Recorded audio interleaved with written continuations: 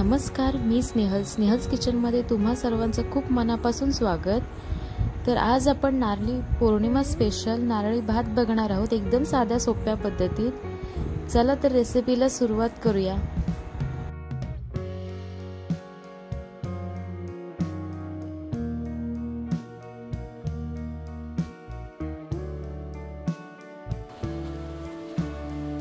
Narali Purnima special नारळी भात कसा करायचा तेच साहित्य बघून घेऊया। 2 वाटी बासमती तांदूळ घेतलेला आहे। इथे जायफळ आणि वेलची पूड, ओलं खोबरं घेतलंय अख्खा एक, तूप, गूळ किसून घेतलेला आहे, गार्निशिंग साठी काजू आहेत,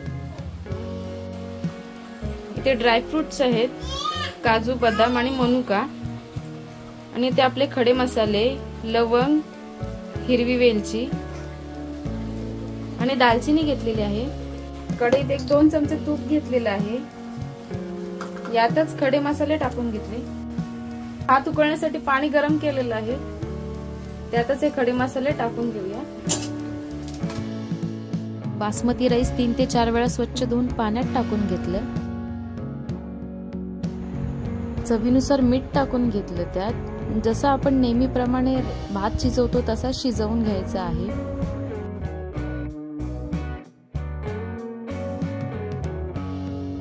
याच तुपात गार्निशिंगचे काजू तळून घेऊया। त्यात अगदी दोन्ही साइडने गोल्डन ब्राउन होईपर्यंत तळून घ्यायचे आहे।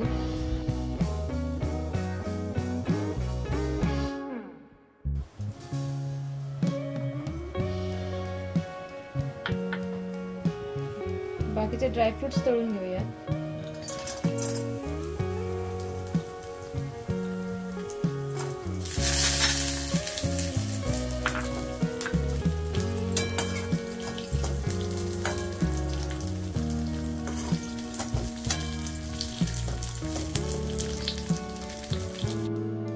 ड्रायफ्रुट्सही तुपात खमंग असे तळून झालेले आहेत। ते एका बाउल मध्ये सर्व करून घेऊ। गॅसवर पातेले घेतलेले आहे, त्यात तूप गरम केले। याच तुपात आपण खोबरं भाजून घेणार आहोत।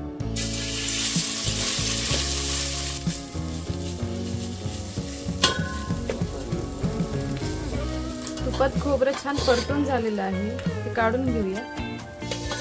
याच पातेल्यात थोडं पाणी घातलेलं आहे, पाणी गरम झालेलं आहे, यातच गूळ टाकून घेऊया। यातच तुपात परतून घेतलेलं खोबरं टाकून घेतलं, ओलं खोबरं।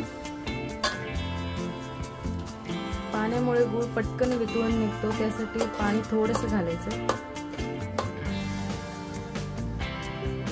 जायफळ आणि वेलची पूड टाकून घेतली। यातच 3 ते 4 चमचे तूप टाकून घ्यायचं। तुपामुळे खूप छान चव येते नारळी भाताला।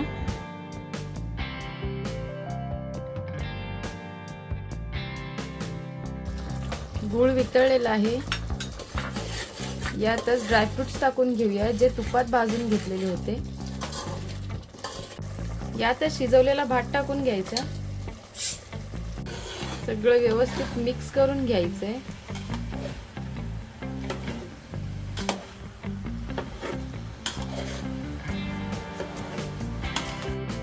खमंग असा नारळी भात तयार आहे।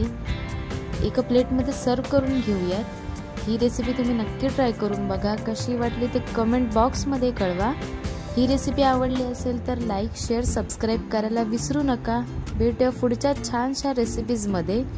तोपर्यंत स्वस्त रहा, मस्त रहा। धन्यवाद।